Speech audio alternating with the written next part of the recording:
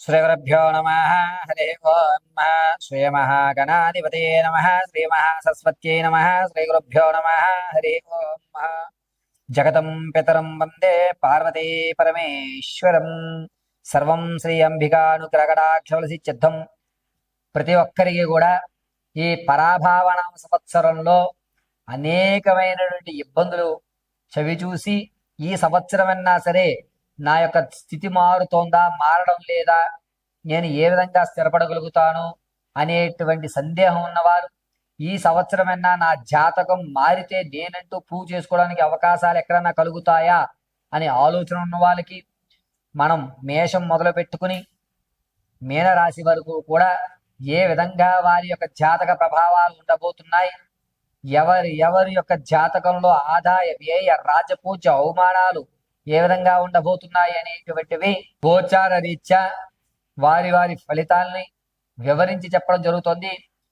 క్షుప్తంగా ఆదాయ వ్యయ రాజపూజ్య అవమానాలు వారి యొక్క స్థితిగతులు ఈ సంవత్సరం అంతా ఏ విధంగా ఉండబోతోంది అనేది మనం ఇప్పుడు వివరణగా చూద్దాం. పరాభావనం సంవత్సరంలో వృషభ రాశి వారి యొక్క రాశి ఫలితం ఏ విధంగా ఉండబోతోంది ఈ సంవత్సరం అంతా అనగా, వృషభ రాశి వారి యొక్క ఆదాయం 5, వ్యయం 14, రాజ్యపూజ్యాలు 5, అవమానాలు 4. ఈ యొక్క వృషభ రాశి వారు గురుడు 2, 3 స్థానాలందు శని లాభంలో ఉండడం వల్ల ముందు మీరు ఏదైతే రాదు, నా వల్ల కాదు అనుకున్నటువంటి పనులు ఆటంకాల్లో ఆగిపోయినవి ఏవైతే ఉన్నాయో వాటిని పూర్తి చేసేస్తారు. అంతేకాకుండా ఆర్థికంగా కూడా కొంచెం నలిగేటువంటి అవకాశం ఉన్నా ఎవరో ఒకరు ఆ సమయానికి వచ్చి మీకు చేయూదివ్వడం, భగవన్ మానవ రూపంలో నన్ను ఆదుకుంటున్నాడు అనేటువంటి ఒక నమ్మకానికి రావడం జరుగుతూ ఉంటుంది. పైగా ఈ వృషభ రాశి వారు ధనాన్ని ఎక్కడ పెట్టాలి అనేటువంటి విషయంలో కన్ఫ్యూజ్ అవుతున్నప్పుడు సరైన మార్గం చూపించేటువంటి మీ పాత బంధాలు ఏవైతే ఉన్నాయో అవి పునరుద్ధీకరణ అవ్వడం, వాటి వల్ల మీరు ఒక స్థాయిలోకి రావడం అనేది ఖచ్చితంగా జరుగుతూ ఉంటుంది. పైగా వృషభ రాశిలో ఉన్నటువంటి వారు మీ మాట తీరును మార్చుకుంటారు. నలుగురితో ఏ విధంగా మాట్లాడాలి, నేను ఇలా ఉంటే నన్ను ఎవరు ఆదరించట్లేదు అనేటువంటి విషయాన్ని ఖచ్చితంగా గ్రహిస్తూ ఉంటారు. వచ్చేటువంటి ఆగస్టు నుంచి కూడా వీరికి కాస్త కలిసి వచ్చేటువంటి సూచనగా చెప్పవచ్చు. రాజకీయ పరంగా కూడా జనాల్లో ఆదరణ పెరుగుతుంది. విద్యార్థులకి కాస్త జ్ఞాపకశక్తి తగ్గేటువంటి అవకాశమే గోచరిస్తుంది. పైగా మీరు చదువులో కంటే ఇతరితర రంగాల్లోనే మీ యొక్క ఆలోచన ధోరణి అంతా కూడా దాని మీదే కేటాయించడం జరుగుతూ ఉంటుంది. ఇక రాజకీయాల్లో కానీ, సినీ పరిశ్రమల్లో కానీ, సంగీత సాహిత్యాల్లో ఉన్న వారికి కాస్త ఊరట కలుగుతుందని చెప్పవచ్చు ప్రథమాంకంలో. ద్వితీయాంకంలో ఈ ప్రథమాంకం కంటే ద్వితీయాంకం అద్భుతంగానే ఉంటుంది. ప్రథమాంకంలో కొంచెం ప్రశ్నార్థకంగా ఉన్న ద్వితీయాంకంలో నిలబడేటువంటి అవకాశం ఎక్కువగా గోచరిస్తూ ఉంటుంది. రైతుల విషయానికి వస్తే ప్రథమాంకంలో 2 పంటలు కూడా అక్కడికక్కడ పెట్టుబడి సరిపోతుంది. ద్వితీయాంకంలో మాత్రం మీరు లాభపడేటువంటి అవకాశం లభిస్తుంది. వ్యాపారం ప్రారంభం చేద్దామని కానీ, రియల్ ఎస్టేట్ స్టాక్ మార్కెట్లో కానీ ధనం వెచ్చించేటువంటి వాళ్ళు ద్వితీయాంకం అయినటువంటి ఆగస్టు తర్వాత మాత్రమే వెచ్చించండి, కలిసి వచ్చేటువంటి సూచనగా చెప్పవచ్చు. ఇక బంగారు ఆభరణాల కొనుగోలు, స్థిరాస్తుల కొనుగోలు అనేటువంటివి ప్రథమాంకంలో మాత్రం, అంటే జూలై వరకు కూడా మీరు కొన్నవే ఆస్తులుగా చెప్పవచ్చు. ద్వితీయాంకంలో కొన్నటువంటి ఏది కూడా మీరు నిలబెట్టుకునే అవకాశం గోచరించడం లేదు. పైగా ఈ వృషభ రాశి వారికి మీ యొక్క స్థితిగతులను చూసి ఏడ్చేటువంటి నరఘోష ప్రభావం ఎక్కువగా ఏర్పడుతోంది. కాబట్టి కొంచెం జాగ్రత్తగా ఉండండి అని చెప్పవచ్చు. ఈ వృషభ రాశిలో ఉన్నటువంటి వారు ఆరోగ్య విషయంలో కాస్త జాగ్రత్తగా ఉండాలి. ప్రథమాంకంలో ప్రతిరోజు కూడా ఏదో ఒక విసుగుతో కూడుకున్న అనారోగ్యం అనేది జరుగుతూ ఉంటుంది. ద్వితీయాంకంలో మాత్రమే కలిసి వస్తుంది. తాత ముత్తాత నుంచి లభించేటువంటి ఆస్తి ఏదైతే ఉందో అది ప్రథమాంకంలో ఎట్టి పరిస్థితుల్లో రాదు. ద్వితీయాంకమైనటువంటి అక్టోబర్ తర్వాత నుంచి కూడా మీకు స్థిరాస్తులు కానీ, తాత ముత్తాతలు లభించేటువంటి ఆస్తులు కానీ, ఆర్థికంగా కానీ నిలబడేటువంటి అవకాశం ఎక్కువగా గోచరిస్తూ ఉంటుంది. పైగా ఈ వృషభ రాశిలో వారు అందరూ కూడా మిమ్మల్ని వేలెత్తి చూపించేటువంటి పరిస్థితిలో ఉంటారు. కాబట్టి మీ మాట తీరు మార్చుకోవాలని మీరు స్వయం కృప అపరాధాన్ని తెలుసుకుని మీ విధి విధానాలు మార్చుకుంటూ ఉంటారు. ఎప్పుడూ చూడనటువంటి వెంకటేశ్వర స్వామి వారి దేవాలయాలు దర్శించడం అనేది వృషభ రాశి వారు చేస్తారు. పైగా వృషభ రాశి వారు నమ్మి మోసపోయేటువంటి అవకాశాలు ద్వితీయాంకంలో ఎక్కువగా కనబడుతున్నాయి. కాబట్టి ద్వితీయాంకంలో చాలా జాగ్రత్తగా ఉండండి. వచ్చిన ప్రతి ఒక్కరు కూడా మన మిత్రులు కాదు, అలా అని చెప్పి మనల్ని ఈర్షించే వాళ్ళు మన శత్రువులు కూడా కాదు. ఈ విషయాన్ని గుర్తుపెట్టుకోండి. ద్వితీయాంకంలో మిమ్మల్ని నమ్మించి మోసం చేసి షూరిటీలు పెట్టించుకుని ఐపీలు పెట్టి ఆ యొక్క భారం అంతా కూడా మీ మీద వేసేటువంటివే ఎక్కువగా గోచరిస్తున్నాయి. కాబట్టి ఈ వృషభ రాశి వారు ఇతరులు నమ్మేటువంటి విషయంలో కొంచెం జాగ్రత్తగా ఉండండి. కొత్త స్నేహితులను మాత్రం ఎట్టి పరిస్థితుల్లో నమ్మద్దు. పాత స్నేహితులు పునరుద్ధరీకరణ అయితే మాత్రం వాటిని కొనసాగిస్తూ ఉండండి. అద్భుతంగా కలిసి వస్తుంది. పైగా ఈ వృషభ రాశి వారు ఈ నెలంతా కూడాను మీరు మీ యొక్క ఆలోచన ధోరణి మార్చుకుంటూ ఉండండి. మీ విధి విధానాల్లో ఎప్పుడూ కూడా మీ పాత విడిచిపెట్టినటువంటి స్నేహితుల వల్లే మీరు లాభపడేటువంటి అవకాశంగా చెప్పవచ్చు. పైగా ఈ వృషభ రాశి వారు ప్రతి నిత్యము కూడా వెంకటేశ్వర స్వామి వారి ఆరాధన చేయడం చాలా మంచిది. చందనాన్ని ధరించండి. తులసి మాలని కనుక మెల్లో వేసుకుంటూ ఉండడం వల్ల వృషభ రాశి వారికి అద్భుతంగా కలిసి వచ్చేటువంటి సూచనగా చెప్పవచ్చు. ఇక ఈ వృషభ రాశి వారు నేను ఇప్పుడు చెప్పేటువంటి ప్రతి రాశి ఫలితము కూడా గోచార రీత్యా మాత్రమే తెలియజేయడం జరిగింది. వ్యక్తిగతంగా మీ జాతకాన్ని తెలుసుకోవడానికి కింద స్క్రోల్ అవుతున్న నెంబర్ని సంప్రదించండి. ఆ నెంబర్ సంప్రదించినప్పుడు మీ date of birth, time, place of birth ఈ 3 ఆధారాలుగా మీ పూర్తి జాతకాన్ని విశదీకరించి చెప్పడం జరుగుతుంది. ఒకవేళ మీకు డేట్ ఆఫ్ బర్త్లో కానీ, టైంలో కానీ, ప్రదేశంలో కానీ ఏదన్నా తెలియకపోతే మీ ఫోటోను మాకు వాట్సాప్ చేయడం, మేము అడిగేటువంటి 3 ప్రశ్నలకు మీరు సమాధానం చెప్పడం వల్ల ఆ గణాంక పరిమాణాన్ని బట్టి మీ జాతకాన్ని విశదీకరించి వివరించి చెప్పడం జరుగుతుంది.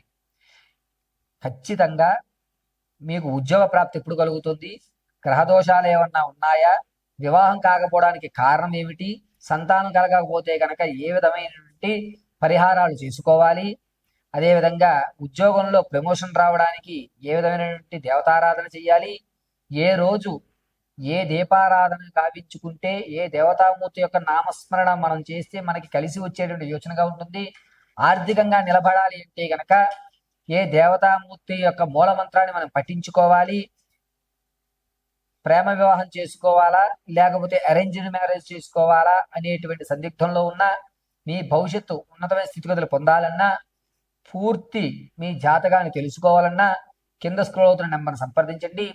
పూర్తిగా మీ జాతకాన్ని తెలుసుకోండి. ఖచ్చితంగా చెప్తున్నాను, మరొకసారి వినండి. ఇప్పుడు వరకు నేను చెప్పినటువంటి ఈ ద్వాదశ రాశులు అంటే మేషం నుంచి మీనం వరకు కూడా గోచార రీత్యా మాత్రమే తెలియజేయడం జరిగింది. శ్రీ గురుభ్యో నమః. హరి ఓం.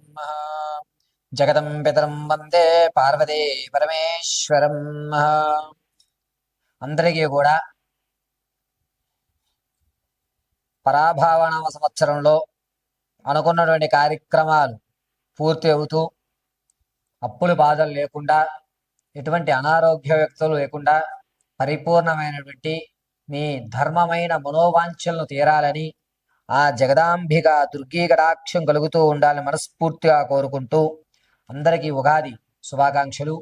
అయితే ఈ ఉగాది నుంచి కూడా మన భారతదేశంలో జరిగేటువంటి మార్పులు ఏమిటి, అది రాజకీయంగా కానీ ఏమైనా అలజడులు జరుగుతాయా, పెను ప్రమాదాలు ఏమైనా పొంచి ఉన్నాయా, గ్రహణాలు ఏ నెలలో వస్తున్నాయి, అదేవిధంగా రైతులకు కానీ నిరుద్యోగులకు కానీ ఉద్యోగంలో ప్రమోషన్ల కోసం ఎదురు చూస్తున్న వారికి కానీ ఏ విధమైన ఫలితాలు జరగబోతున్నాయి, ఈ పరాభావన సంవత్సరం రాజుస్థానం, మంత్రిస్థానం, అదేవిధంగా సైన్యాధిపతి, ధాన్యాధిపతి, రసాధిపతి, మేఘాధిపతి, నీరసాధిపతులు ఎవరు, వారి ఆ యొక్క పదవి వల్ల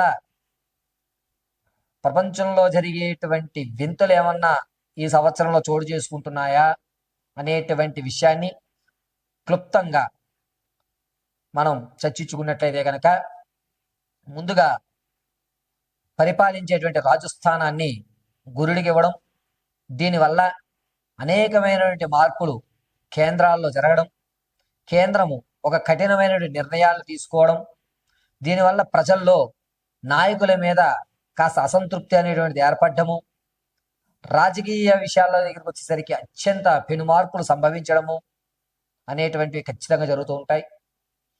ఇక బొగ్గు, ముత్యం, పత్తి, నూనె, అదేవిధంగా జొన్నలు, వీటి యొక్క ధరలు కాస్త పెరగడం అనేది జరుగుతూ ఉంటుంది. పైగా రాజు గురుడవడం వల్ల జనాల్లో నాయకుల మీద అపనమ్మకం పెరగడం, ఉగ్రవాదులు అనేటువంటివి లేకుండా ప్రశాంతమైన జీవితం సాగటం, ఆగస్టు నుంచి నవంబర్ మధ్యలో మాత్రం కొన్ని అగ్ని ప్రమాదాలు, వాహన ప్రమాదాలు ఎక్కువగా జరిగేటువంటి సూచనలు కనబడుతున్నాయి. ఇక మంత్రిస్థానానికి కుజుడు ఇవ్వడం, కుజుడు మంత్రిస్థానంతో ఉండడం వల్ల ప్రతి ఒక్కరూ కూడా పరిపాలించేటువంటి వారు కానీ, వ్యవసాయం చేసేటువంటి వాళ్ళు కానీ, విద్యార్థులకు కానీ కన్ఫ్యూజ్ మైండ్ అనేటువంటిది ఏర్పడుతూ ఉంటుంది. ఏది ఆలోచిద్దామన్నా సరైన నిర్ణయం తీసుకోలేక అవకతవకలకు అనేటువంటి గురవుతాం జరుగుతుంది. పైగా మీరు తీసుకున్నటువంటి నిర్ణయం పని పూర్తయ్యేంత వరకు కూడా నేను తప్పుడు నిర్ణయం తీసుకున్నాను అనే ఆలోచనతోటే మీరు ఎదగసాగడం అనేది జరుగుతూ ఉంటుంది. ఇక సైన్యాధిపతిగా చంద్రుడు ఉండడం వల్ల కొంతవరకు పప్పు దినుసులు, అదేవిధంగా వ్యాపార సంస్థలు కూడా కాస్త తగ్గుముఖం పడతాయి. వ్యాపారాలు జోరుగా జరిగేటువంటి అవకాశం కనిపించడం లేదు. వ్యాపారం ఎవరైనా సరే, ఏ వ్యాపారస్తులైనా సరే తన ఆర్థిక ప్రణాళిక అవకతవకలతోటే నడుస్తుంది తప్ప అధిక లాభాలు అనేటువంటి జరగవు. ద్రవ్యోల్బణం కాస్త కిందకు పడుతుంది. బంగారు వెండి ధరలు కూడా తగ్గేటువంటి అవకాశాలు ఎక్కువగా కనబడుతూ ఉంటాయి. విందు వినోదాల్లో మాత్రం కాస్త ఇబ్బందులు కలుగుతూ వాతావరణం అంతా కూడా చికాకులతో కూడుకున్నటువంటి వాతావరణాలే ఎక్కువగా గోచరిస్తూ ఉన్నాయి. అదేవిధంగా సైన్యాధిపతిగా శుక్రుడు సైన్యాధిపతిగా ఉండడం వల్ల భారత సైన్యానికి కలిసి వచ్చేటువంటి సూచనగా చెప్పవచ్చు. కొత్త సైన్స్ పరంగా కొత్త వరవల్లోకి మనం రావడం, భారతదేశం అగ్రస్థానానికి వెళ్ళేటువంటి అవకాశం, ఇతర దేశాలు నివ్వెరపోయేలా, ఇతర దేశాలు భయపడేలా మన యొక్క భారత జట్టు కానీ, అదేవిధంగా ఇతర రంగాల్లో కూడా సైన్స్ పరంగా కానీ, టెక్నాలజీ పరంగా కానీ, ఆటల పరంగా కానీ, సాహిత్య పరంగా కానీ మనకంటూ ఒక ప్రత్యేకమైన గుర్తింపు ఏర్పడేటువంటి అవకాశం ఏర్పడుతోంది. భారతదేశం వైపు ఇతర దేశాలు తొంగి చూస్తూ అవ్వేరిపోయేటువంటి అవకాశం ఏర్పడుతోంది. ఇక ఆర్ఘ్యాధిపతి చంద్రుడు అవుతూ ఉండడం వల్ల అనారోగ్య సమస్యలు వెంటాడేటువంటి అవకాశం ఏర్పడుతోంది. పళ్ళ వ్యాపారస్తులు మాత్రం కాస్త ఇబ్బందిదాయకంగా ఉంది. అధికమైనటువంటి ఎండలు గోచరించడం, వృద్ధులు మాత్రం చాలా జాగ్రత్తగా ఉండేటువంటి సూచనగా చెప్పవచ్చు. అంతేకాకుండా మేఘాధిపతి చంద్రుడు అవుతూ ఉండడం వల్ల సకాలంలో రావాల్సిన వర్షాలు వడగళ్ల వర్షాలుగా, రావలసినటువంటి ఋతుపవనాలు కాస్త ఆలస్యంగా రావడం, దీనివల్ల రైతు కొంచెం ఇబ్బంది పడేటువంటి అవకాశం ఏర్పడుతోంది. తగు భూసారం అనేటువంటి తగ్గడం, నీటి కొరత అనేటువంటిది కొంచెం ఏర్పడడం, ప్రాజెక్టులు ఏవైతే ఉన్నాయో, నీటికి సంబంధించిన ప్రాజెక్టులు ఏవైతే ఉన్నాయో అవి ఆగిపోవడం అనేటువంటిది ఎక్కువగా గోచరిస్తుంది. రసాధిపతి సూర్యుడు అవుతూ ఉండడం వల్ల భార్యాభర్తల మధ్య కానీ, లేదా స్నేహబంధమైనటువంటి విషయాల్లో కానీ అవకతవకలు ఏర్పడుతున్నాయి. ఒకరి మీద ఒకరికి అపనమ్మకం అనేటువంటిది ఎక్కువ ఏర్పడేటువంటి అవకాశం ఏర్పడుతుంది.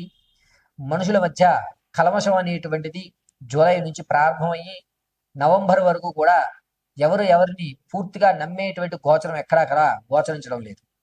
ఇక నీరసాధిపతి గురుడు అవ్వడం వల్ల పెద్ద ఇండస్ట్రీస్ ఏవైతే ఉన్నాయో వాటిలో అగ్ని ప్రమాదాలు ఎక్కువగా జరిగేటువంటి వ్యవస్థ జరుగుతోంది. రైలు ప్రమాదం కూడా ఎక్కువగా జరిగేటువంటి ధోరణులు ఎక్కువగా కనబడుతున్నాయి. ప్రయాణాలు చేసేటప్పుడు చాలా జాగ్రత్తగా ఉండాలి. ముఖ్యంగా ఈ గనుల్లో పనిచేసే వాళ్ళు కానీ, అదేవిధంగా చిన్న వర్తకాలు పెట్టుకునేటువంటి వారు, అంటే రోడ్డు పక్కన టెంట్లు వేసి సామాగ్రి అమ్ముకునేటువంటి వారు కొంచెం జాగ్రత్తగా ఉండాలి. పెను ప్రమాదాలు ఎక్కువగా ఉన్నాయి. ఈ ప్రమాదాలన్నీ కూడా గనుల్లో కానీ ఇక్కడ కానీ జరిగేటువంటి ప్రమాదాలు ఎక్కువ కూడా ఏప్రిల్ 18వ తారీఖు నుంచి ప్రారంభమయ్యి జూలై 24 వరకు కూడా ఈ గనుల్లో కొన్ని ఇబ్బందులు కలగడం, ప్రభుత్వ శాఖల్లో కూడా అనూహ్యంగా బిల్డింగులు కూలడం కానీ కుంచుకుపోవడం అనేటువంటి వ్యవస్థ ఎక్కువగా గోచరిస్తుంది. ఇక ఈ సంవత్సరంలో ఎట్టి పరిస్థితుల్లోనూ ఏ మాసంలో కూడా గ్రహణాలు మన భారతదేశంలో కనిపించవు. ఈ పరాభావన సంవత్సరంలో 3 గ్రహణాలు మనకి గోచరిస్తున్నాయి. అందులో మొట్టమొదటిది ఆగస్టు 12వ తారీఖున సంపూర్ణ సూర్యగ్రహణం. 27వ తారీఖున చంద్రగ్రహణం, ఫిబ్రవరి 6, 2027లో సూర్యగ్రహణం గోచరిస్తోంది. ఈ 3 గ్రహాలు కూడా మన యొక్క భారతదేశంలో కనిపించవు కాబట్టి ఈ సంవత్సరం గ్రహణాలు లేవని మాత్రం మనం చెప్పుకోవచ్చు. ఇక మోడాలు అనేటువంటివి, గురుమోడవి జూలై 15వ తారీఖు నుంచి ప్రారంభమవుతుంది. ఈ మోడవి చాలా తక్కువ రోజులే ఉంటుంది. దీనివల్ల ఎక్కడా కూడా ఇబ్బందులు కలిగేటువంటి అవకాశం లేదు. ఈ గురుమూఢమి, శుక్రమూఢములు కూడా ఆగస్టు నెలలో, జూలై నెలలోనే గోచరిస్తున్నాయి. ఈ ఆగస్ట్, జూలై ఈ 2 నెలల్లో కూడా మూడాలు అనేటువంటి చాలా తక్కువ ఏర్పడుతూ ఉండడం వల్ల వివాహాది శుభ కార్యక్రమాలకి జూలై, ఆగస్టు మంచి రోజులు కాదు అని మనం చెప్పుకోవచ్చు.